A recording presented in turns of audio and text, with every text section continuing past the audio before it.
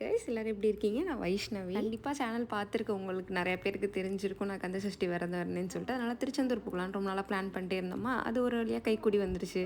ஆனால் அந்த முருகனே ட்விஸ்ட்டு கொடுத்த மாதிரி நாங்கள் வந்துட்டு 3 அறுபடை வீடு போனோம். கண்டிப்பாக அவங்க எல்லாருக்குமே தெரிஞ்சிருக்கும் திருச்செந்தூரில் என்ன நடந்ததுங்கிறது. அந்த சம்பவம் நடந்த அன்னைக்கு மறுநாள் தான் நாங்கள் போகிறதா பிளான் இருந்தது. ஸோ வாங்க அதையும் பார்க்கலாம். வழக்கமாக என்னன்னாலும் என்னை தான் எங்கள் வீட்டில் எழுப்பி விட சொல்லுவாங்க. ஏன்னா சீக்கிரம் எந்திருப்பேன்னு கிடையாது, நான் தூங்காமலே இருந்து எழுப்பி விடுவேன். அதுக்காக தான். அதே மாதிரி அன்றைக்கி 3 மணிக்கு எழுப்பி விட சொன்னாங்க. நானும் கரெக்டாக எழுப்பி விட்டேன். ஆனால் அவங்க எல்லாரும் லேட்டாக 5:30 மணிக்கு தான் நாங்கள் வீட்டை விட்டே கிளம்பினோன்னா அழகாக ரயில்வே ட்ராக்ல மாட்டியாச்சு. எஸ், நான் முன்னாடி சொன்ன மாதிரி திருச்செந்தூர் மட்டும் தான் பிளானாக இருந்துச்சு. ஆனால் காலையில் 7 மணிக்கெலாம் நடை திறப்பாங்கன்னு நினைக்கிறேன். ஸோ அந்த டயத்துக்கு நம்ம இப்போ கிளம்புனா போக முடியாது. ஸோ போகிற வழியில் தான் பழமுதிர்ச்சோலையும் திருப்பரங்குன்றமும் இருக்குது. ஸோ நம்ம அதை பார்த்துட்டு ஈவினிங் தரிசனத்துக்கு போகலாம் அப்படின்னு சொல்லிட்டு சொன்னாங்க. காலையில் எல்லோரும் சீக்கிரம் இருந்துச்சுனால சரின்ட்டு ஒரு காஃபி குடிக்கலாம் நிப்பாட்டணும். ஒரு வடையும் சாப்பிட்டுட்டேன். அதுக்கப்புறம் தான் எனக்கு ஞாபகம் வருது. ஆனால் நைட்டு ஃபுல்லாக தூங்கலையே, அதனால் காலைல ப்ரஷ் பண்ணவே மறந்துட்டேன். பார்த்தீங்களா நான் எவ்வளோ உண்மையாக இருக்கேன்னு. ஓகே, லைஃப்பில் இந்த மாதிரி விஷயங்கள் நடக்க தானே செய்யும். அப்புறம் ப்ரஷ்லாம் பண்ணிவிட்டு காஃபி ஒன்று குடிச்சிட்டு அம்மா கார்லேயே வந்துட்டாங்க. அவங்களுக்கு வாங்கி கொடுத்துட்டு நான் ஃப்ரெண்ட் சீட்டுக்கு வந்துட்டு ஆக்சுவலாக நான் லாஸ்ட்டில் உட்காந்துருந்தேன். அப்படியே ஃபுல்லாக எங்கள் டேடி மடியில் தான் உட்காந்து வந்தேன். இந்த ட்ராவல் ஃபுல்லாகவே ரீச் பண்ணி அந்த ஆர்ச்சுக்குள்ளே நுழையும் போது தான் தெரியும் பழமுதிர்ச்சோலைங்கிறது ஒரு ஹில் ஸ்டேஷன். நான் சும்மா ஹில் ஸ்டேஷன் தான் நினச்சேன். இன்றைக்கி ஆல்ரெடியே செம்ம மலை. அந்த செம்ம மலைக்கும் அந்த ஹில்ஸோட ஏற்றத்துக்கும் அப்பா செம்மையாக இருந்தது. இப்போ தான் எனக்கு புரிஞ்சிச்சு, ஒரு பாட்டில் கூட பழமுதிர்ச்சோலையில் மரமாவேன்னு வரும். ஸோ அது ஏன்னு இப்போ தான் புரிஞ்சிச்சு. ஹில்ஸ், அந்த மலை அதை ரெப்ரசென்ட் பண்ணுறதுனால தான் இது எல்லாம் செங்குத்தாகவே இருந்துச்சு. அப்படியே நம்மளை பின்னாடியே இழுத்துச்சு. அந்த மாதிரிலாம் இருந்துச்சு. நாங்கள் டிக்கெட் எடுத்தாச்சு. ஃபாஸ்ட் தரிசனம் தான் போயிருந்தோம். 100 ருபீஸ் அந்த டிக்கெட். கண்டிப்பாக ரொம்பவே ஒர்த்தாக இருந்துச்சு. ஏன்னா நார்மல் தரிசனத்தில் வந்து ரொம்ப க்ரௌடாக இருந்துச்சு. இது நம்ம போனால் இன்னும் கொஞ்சம் ஈஸியாக இருக்கும். நம்ம பக்கத்துலேயே உட்காந்து பார்த்துட்டு பேர்லாம் சொல்லி அர்ச்சனைலாம் பண்ணிட்டு வந்துட்டாங்க. அர்ச்சனை பண்ணும்போது தான் சொல்கிறாங்க அவங்களும் புதுக்கோட்டைன்னு சொல்லிட்டு ஒரே ஊருக்காரங்களாச்சுல இந்த ஏரியா எப்படி என்னன்னு பேசிட்டு நாங்கள் வந்தாச்சு. எல்லாருக்குமே அந்த பழக்கம் இருக்கும்னு நினைக்கிறேன். இங்கே இந்த மாதிரியான இடத்துக்கு போகும்போது அங்கேயே ஒரு படம் இல்லை புக்ஸ் ஏதாவது வாங்கிட்டு வர்றது. நாங்களும் ஒன்று வாங்கிட்டு வந்தாச்சு. அப்போ தான் நிறைய பார்த்தோம். அந்த இடம் சுற்றி நிறையா குரங்குகள் இருந்தது. நான் இதான் ஃபஸ்ட் டைம் வந்தேன். ஆனால் கண்டிப்பாக இனிமேல் அடிக்கடி இந்த கோயிலுக்கு போகணும்னு முடிவு பண்ணிட்டு தான் வந்தோம். அவ்வளோ அழகாக இருந்துச்சு அந்த இடமும் சரி. அந்த வைப் அங்கே இருக்க மக்கள் எல்லாருமே நல்லா பேசினாங்க. இங்கே எப்படி வச்சுருக்காங்கன்னா ஒரு சைடு வேலுக்கு ஃபஸ்ட்டு பூஜை பண்ணிக்கிறாங்க. அதுக்கு அந்த சைடு வந்துட்டு முருகன் இருக்காங்க. ஆஸ் யூஷுவல் வள்ளி தெய்வானையோட இருந்தாங்க. இங்கே அப்படியே பிரசாதமும் கொடுத்தாங்க. நம்ம தான் கேஷ் பே பண்ணி வாங்கணும். லட்டுவும் சக்கரை பொங்கலும் கொடுத்தாங்க. புளியோதரை மிச்ச ஐட்டம்ஸ்லாம் இங்கே நிறையாவே இருக்குது. ஆனால் கொஞ்சம் லேட் ஆகும் அப்படி சொன்னாங்க. இன்னொன்று நாங்கள் பார்த்த விஷயம்னா இங்கே நிறைய ஃபாரினர்ஸ் வந்திருந்தாங்க. இங்கே வெளியே நின்று நிறைய பேர் ஃபோட்டோ எடுத்துருந்தாங்க. நாங்களும் அப்படியே எடுத்துகிட்டு வந்தாச்சு. தெரியுதா, இந்த வீடியோவில் தெரியும்னு நினைக்கிறேன். அப்படியே எப்படி ஏறுது பாருங்கள் அந்த ஹில்ஸு. அந்த 200 மீட்டர்ஸ் கிட்ட ராக்காயி அம்மன் சொல்லிட்டு இன்னொரு கோயில் இருக்குன்னு சொன்னாங்க. சரி இவ்வளோ தூரம் வந்தாச்சு, அதையும் பார்த்துட்டு போயிடலான்னு சொல்லிட்டு நாங்கள் அங்கேயும் போயிட்டோம். அதுக்கு போகிற வழியில் இந்த மாதிரி கல்லுக்கெல்லாம் அடுக்கி வச்சுருந்தாங்க. நான் எதுவும் சும்மா தான் இருக்குது அப்படின்னு நான் இங்கே கேட்டால் அப்புறம் சொல்கிறாங்க வீடு கட்டுறது இந்த மாதிரி இடம் வாங்குறது அந்த மாதிரி நான் மனசில் நினச்சி இந்த மாதிரி கல்லை எடுத்து அடுக்கி வச்சா அது நடக்கும் அப்படி சொல்லிட்டு ஒரு அன்யூஷுவல் சத்தம் வந்துச்சு. என்னன்னு பார்த்தா அது வவ்வால். இங்கே நிறையவே வவ்வால் இருந்துச்சு. இந்த வீடியோவில் பார்த்தாலே தெரிஞ்சிருக்கும். வவ்வால் குரங்கு எல்லாமே இருந்துச்சு. அப்பா நல்லா வாசுருதி போலாங்கிற மாதிரி கூட்டிகிட்டு இருக்காங்க. அதான் அம்மா காட்டுறாங்க எப்படி கூட்டிகிட்டு போகிறாங்கன்னு. இந்த அம்மன் பாதத்துலேருந்து தான் தண்ணி வருது அப்படிங்கிற மாதிரி சொன்னாங்க. இது ஏறுறதுக்கு வந்து 108 படி ஏறணும். ஆல்ரெடி செங்குத்தாக இருக்குமா, அதோட அந்த படி வேறு நம்ம ஏறி போகணும். மழை காலம் வேறு, ஒரு சைடு மலை ஒரு சைடு குரங்கு. இன்னொன்று இது கார்த்திகை மாதங்கிறனால நிறைய பேர் மாலை போட்டுறவங்களும் வந்திருந்தாங்க. இங்கே வந்து மாலை மாட்டிட்டு போகிறவங்களும் இருந்தாங்க. செவ்வாய்க்கிழமை வேறு நாங்கள் கிளம்பியிருந்தோமா. இது வேறு முருகனுக்கு உகந்த நாளுங்கிறனால பயங்கர கூட்டமாகவே இருந்துச்சு. இந்த கேன்ஸ்லாம் வித்துட்டு இருந்தாங்க. என்னன்னு கேட்டால் உள்ள தீர்த்தம் வாங்கிக்கலாம் அப்படின்னு சொன்னாங்க. சரி நாங்களும் 2 கேன் வாங்கிட்டு உள்ளே போயிட்டா பயங்கரமான க்ரௌடு. ஏன்னா இங்கே முன்னாடி ஏதோ சண்டை நடந்துட்டு இருந்துச்சு போல். ஒரு மாதிரி எல்லாமே டிஸ்டர்ப் ஆகி கத்த ஆரம்பிச்சிட்டாங்க. கீழே தீர்த்தம் மேலே அம்மன் தெரியுறாங்களா. கீழே நம்ம போயிட்டு குளிச்சுறதுனா குளிச்சுட்டு இல்லைனா தீர்த்தம் மாதிரி தெளிச்சுட்டும் வந்துக்கலாம். நாங்கள் கிளம்பி தான் போனோமா, அதனால நாங்கள் தீர்த்தமாகவே தெளிச்சுக்கிட்டோம். அப்புறம் இந்த பொருள்லாம் வாங்க சொன்னாங்க.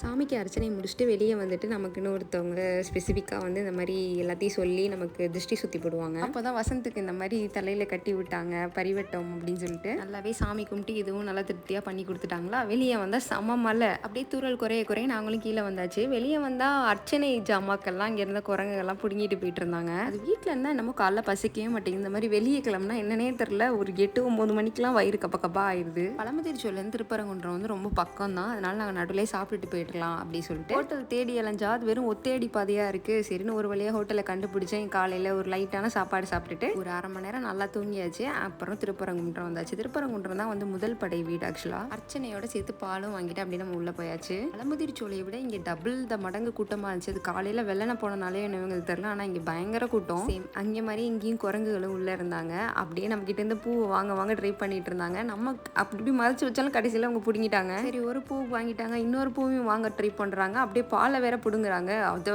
கேட்க வந்தால் அவர் அப்படியே பாயிறாரு.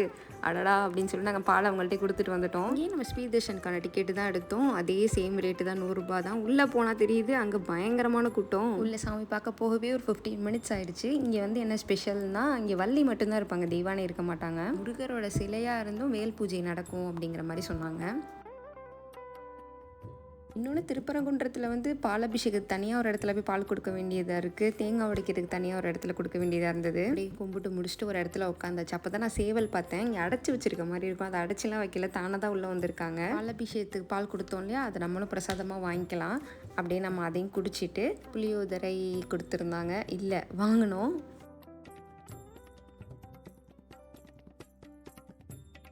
அப்படியே திருப்பரங்குன்றத்துலேயே ஃபோட்டோ வாங்கலான்னு சொல்லி வந்தாச்சு. இந்த ஃபோட்டோக்கு ஒரு ஹிஸ்ட்ரியே சொன்னார். ஆனால் திரும்ப சொல்லுங்கன்னு சொன்னேன், சொல்ல மாட்டேன்னு சொல்லிட்டாரு. ஒரிஜினல் கருவறை ஃபோட்டோ வந்து அங்கே மட்டும் தான் இருக்குமா, கூகுளில் கூட அந்த ஃபோட்டோஸ்லாம் இல்லை அப்படின்ற மாதிரி சொன்னாங்க. எஸ், எதுக்காக நம்ம அந்த ட்ரிப்பை பிளான் பண்ணோமோ அங்கே போகிறோம். திருச்செந்தூர் கிளம்பியாச்சு. கரெக்டாக திருநெல்வேலியை கிராஸ் பண்ணும்போது நம்ம அக்கா ஒருத்தவங்க ஃபோன் பண்ணாங்க, எங்கே போயிட்டுருக்கீங்க அப்படின்னாங்க. திருச்செந்தூர் அப்படின்னும். என்னது இங்கே வந்துட்டு எப்படி என்னை கூப்பிடாமல் போவீங்க அப்படின்னு சொல்லிட்டு அக்கா வந்து ஜாயின் பண்ணிக்கிட்டாங்க. அக்கா வந்து ஒரு கவர்மெண்ட் சர்வெண்ட். அப்படியே அக்காவையும் ஜாயின் பண்ணிட்டு கிளம்பியாச்சு. அவங்களும் கூட வரணும்னு இருந்திருக்கு போல். என்னடா பாசமாக நம்மளை கூப்பிட்டு பக்கத்தில் உட்கார வச்சு ஸ்நாக்ஸ் எல்லாம் என்ன வேணும்னு கேட்டு வாங்கி தரானேன்னு நினச்சேன். அப்புறம் தான் அவனோட ஊழல் தெரிய வருது. நம்மளை ஊட்டி விடுறதுக்காக நமக்கு ஒரு ஸ்பாட்டு கொடுத்து உட்கார வச்சுருக்காங்கிறது. அப்படியே திருச்செந்தூர் ரீச் ஆயாச்சு.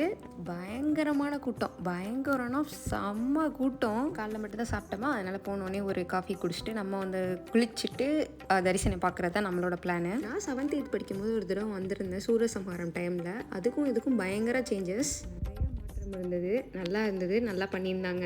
எதார்த்தமாக நடந்துகிட்டே தான் இந்த வீடியோ எடுத்துகிட்டு இருந்தேன். அப்போ தான் நான் பார்க்குறேன் அங்கே தெய்வானை இருந்தாங்க. ரொம்ப சோகமாக தான் உட்காந்துருந்தாங்க. என்ன நடந்துச்சுன்னு வீடியோட லாஸ்ட்டில் சொல்கிறேன்.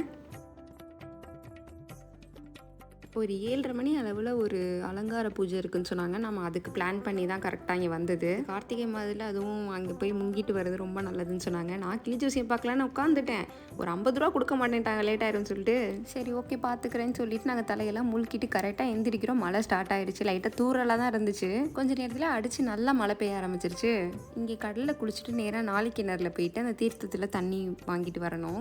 வெளியே போயிட்டு நமக்கு ட்ரெஸ் சேஞ்ச் பண்ணுறதுக்கு டைம் இல்லையா. ஸோ நாளைக்கிணறில் குளிச்சுட்டு அங்கேயே பக்கத்தில் ட்ரெஸ் சேஞ்ச் பண்ணிட்டு சாமி பார்க்கறதுக்காக உள்ள அந்த இடத்துக்கு போயாச்சு. நீங்கள் நிறைய இடத்துல பார்த்துருப்பீங்க, கருணை கடல், கந்தா பூட்ரி, அந்த இடத்துக்கு வந்தாச்சு.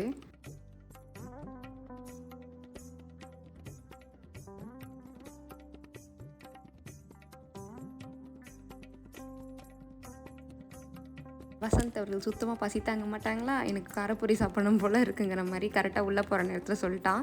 சரின்னு போயிட்டு நாங்கள் வாங்கிட்டு வந்தாச்சு. சுத்தமாக ஃபோன் அலவுட் இல்லைன்னு சொல்லிட்டாங்க. ஆனால் 8 மணிக்கு இவ்வளோ கூட்டம் வந்து நான் இப்போ தான் பார்க்குறேன். இடத்துக்கு பின்னாடி தான் சாமியோட சன்னதி இருக்குது. திருநீர் அலங்காரம் தான் பண்ணிட்டு இருந்தாங்க. நாங்கள் போகும்போது ஆக்சுவலாக பண்ணிட்டு தான் இருந்தாங்க, முடிக்கல, ரொம்ப நேரம் நிற்கவில்லை அந்த இடத்துல. அந்த சஷ்டி விரதம் அந்த 7 நாள் சாப்பிடாம இருந்து எடுத்து அந்த சாமியை நேரில் பார்க்கும்போது ரொம்ப எமோஷனல் ஆயிடுச்சு. கண்ணெல்லாம் அப்படி கலங்கி தான் நாங்கள் எல்லாமே சாமி கும்பிட்டுட்டு வந்தோம். திருச்செந்தூர் போனாலே பட்டை போட்டுறணும் முடிவு பண்ணி தான் போனேன். அதே மாதிரி ஒரு பட்டையும் போட்டாச்சு. அப்படியே டக்குன்னு கோயிலேருந்து வெளியே வந்தாச்சு. வெளியே வந்துட்டு ஒரு மயில் கூட நம்ம பார்க்கவே இல்லைன்னு கரெக்டாக நினச்சிட்டு இருக்கும்போது இந்த கோபுரத்துக்கிட்ட மயில் எப்போதுமே இருக்கும்னு நிறைய ஃபோட்டோஸில் பார்த்துருக்கேன். அதே மாதிரி ஒரு மயில் இருந்துச்சா, அதுவும் நல்லா தூங்கிட்டு இருந்துச்சு. என்னடா இது அப்படின்னு நினச்சிட்டு சரின்னு ஒரு ஸ்டெப்பு எடுத்து வைக்கிறோம். ஒரு மயிலோட சத்தம் கேட்டுச்சு.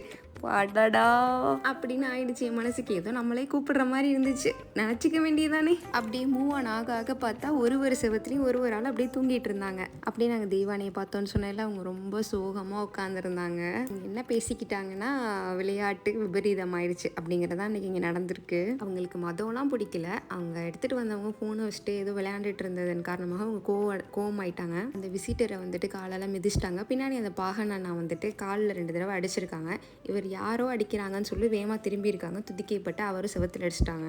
அடிச்சு கீழே விழுந்ததுக்கு அப்புறம் தான் தெய்வானி அவங்களுக்கு வந்துட்டு ஒரு நினைவு வந்து, ஐயோ நம்ம பாகனே அடிச்சிட்டோமே அப்படி சொல்லிட்டு அவரை திருப்பி பார்த்துட்டு அவரே திருப்பி போட்டிருக்காங்க. அப்போவே அவங்களுக்கு தெரிஞ்சிருச்சு அவங்க உயிரோட இருக்க போகிறது இல்லைன்னு சொல்லிட்டு அங்கேயே மண்டிக்கிட்டு அழுதுருக்காங்க. யூஸ்வலாக ஒரு சின்ன விஷயத்துக்கு கூட எந்த ஒரு அரகண்டான பிஹேவியர்ஸும் இல்லாத ஒரு யானைக்குட்டி தானா. காலையில் வழக்கமாக எந்திரிச்சு கடலில் குளிச்சு அழகாக அந்த திண்டுலாம் பூசிட்டு அங்கே இருப்பாங்க அப்படிங்கிற மாதிரி சொன்னாங்க. அது இந்த யானையோட நேரமா இல்லை இங்கே வந்தவங்களோட நேரமான்னு தெரில. நடந்துருச்சு. இனிமேல் அதை என்ன பண்ண போகிறாங்கங்கிறது கொஸ்டின் மார்க்காக தான் இருக்குது அப்படிங்கிற மாதிரி சொன்னாங்க. நாங்கள் போனோம் இல்லையா, கரெக்டாக அந்த டயத்துக்கு தான் அவங்களும் சாப்பிட ஆரம்பித்தாங்களாம். கொஞ்சமாக அந்த புல்லெல்லாம் இப்போ தான் எடுத்துக்க ஆரம்பித்தாங்க அப்படிங்கிற மாதிரி சொன்னாங்க. பார்க்கலாம் அங்கே என்ன நடக்குது. இனிமேல் நம்மளும் நியூஸ் பார்த்து தான் தெரிஞ்சுக்கிற மாதிரி இருக்கும். ஆனாலும் சாமியோட இடத்துலேயே இப்படி நடந்தது வந்து கொஞ்சம் மனசுக்கு ரொம்பவே கஷ்டமாக இருந்துச்சு. அப்படியே வெளியே வந்தாச்சு. வெளியே முளைப்பாரிலாம் எடுத்தது ஃபங்க்ஷன் நடந்துட்டு இருந்துச்சு.